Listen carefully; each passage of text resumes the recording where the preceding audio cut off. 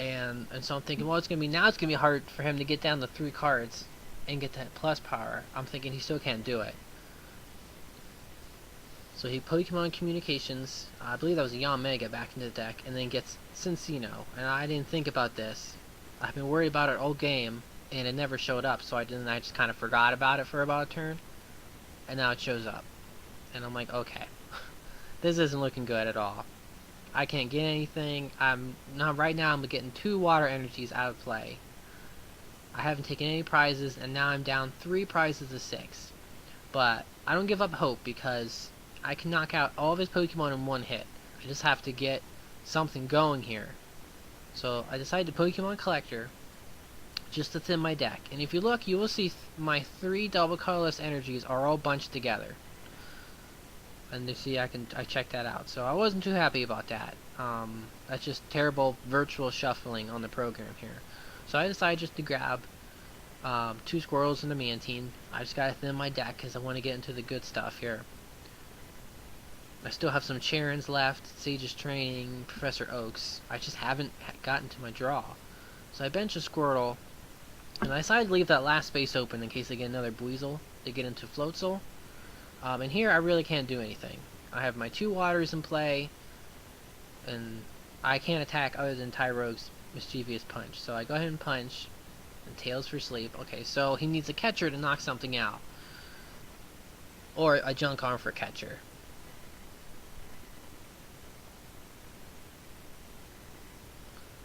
He's probably thinking, I only have 5 cards in hand, and he has, I believe, 7 right now. All he needs to do is get down to 2 cards, get his Yanmega active, and then attack. So he does attach his Psychic to Cinccino, which tells me that he is planning on retreating it, probably for his Yanmega. Then he Pokemon Collectors, and here I'm thinking he's just going to grab 0 cards, because now his hand sizes are even, or our hand sizes are even, I'm sorry.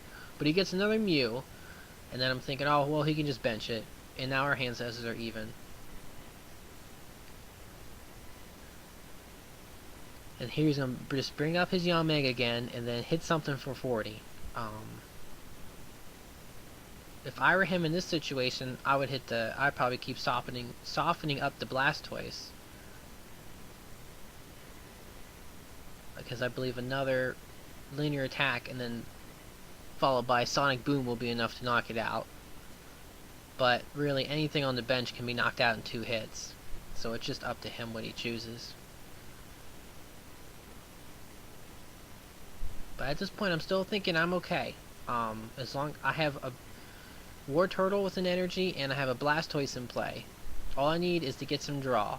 So he hits my Floatzel, and I get a double colorless energy. And I'm thinking this is what I needed. However, my Tyrogue stayed asleep between turns. If my Tyrogue had woken up, I would have just attached double colorless to Blastoise, retreated, and then sniped his Cinccino. And you see here, I'm debating whether or not to attach this double colorless energy to, well, anybody. I decided to use Washout, and to bring my water energy up to my Tyrogue, because I don't want to lose that water energy. And if Tyrogue stays asleep in between turns, then that water energy will be safe. And here I'm still debating on a double colors energy, because I'm thinking, well, what if I get, water energy, or what if I get something else? But I just don't want. It's between Blastoise and War Turtle, and I end up just putting it on Blastoise because he has only taken 40 damage. So, and then end my turn, and unfortunately Tyrogue wakes up. And I feel like if Tyrogue had woken up between those previous turns, and then I would have been able to take a couple prizes. I would have sniped his benched Cinccino, and then he would have brought up Yanmega, but then he probably still would have sniped my Floatzel, and I still would have been down a turn with my energy acceleration. And I really need my Floatzels in turn so I can keep Hydro launching every turn. But he just goes ahead and attaches some energy to Mew, and then he's probably just going to Sonic Boom my Tyrogue. I'm thinking, this is because I'm thinking he wants to get rid of that water energy. With Tyrogue, War Turtle, and Blastoise in play, I now have enough energy to Hydro Launcher. So here he's thinking, He's like, do I want to knock out Tyrogue or do I want to knock out the bench Floatzel? And I think he makes the best play here in hindsight of the rest of the game. I believe he goes ahead, yep, and he linear attacks my Floatzel. Because now I can't pull off back-to-back Hydro Launchers. I don't have a Buizel in play. I can't get my other Floatzel out. So here I just do the best thing I can and promote Blastoise. I'm going to attach a double colorless to my bench Wartortle probably later. I'm going to use Washout, get these 2 water energies up, and finally get my Blastoise going. I decided to put these 2 the bench Squirtle and Mantine, and that was another huge mistake. I did not need to do that. I was thinking, well, I'm going to get rid of some cards in hand so we can't match hand sizes, and I totally forgot that those 2 energies go back to my hand, so it didn't really matter. It would have been much better for me to hold on to those 2 cards. It would have been up to 8 cards on his turn, and he just drew, and he only has 7. So he would actually have to gain cards in his hand, or play something like a Judge. But see, he plays Pokegear 3.0, so I'm thinking he doesn't have the supporter. And I believe he ends up taking in Professor Oaks. I'm not sure. No, it takes the Professor Juniper. I would have been in much better shape, I think, if I would have just kept those 2 energies. I'm sorry, those two Pokemon in my hand, because now I don't have room for a Buizel if I get one. And now I'm thinking, well, now I have to manually attach to my Blastoise. And this isn't good. It's going to take me 2 more turns to take a prize. And I have all this bench space full. I have 5 prizes left and he only has 2. This is not good at all. But he goes ahead, attaches the Mew and evens hand sizes. And then snipes my bench Tyrogue.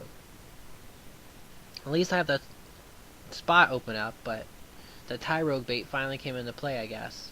And see here, I just draw another Mantine. I have no draw power at all. I decided just to attach the Blastoise. It's the best I can do and end my turn. Next turn, I can snipe a Yanmega, and then hopefully get something. But at this point, I have no water acceleration. And he's going to go ahead and place Junk Arm. And I know he's going to get a Pokemon Catcher.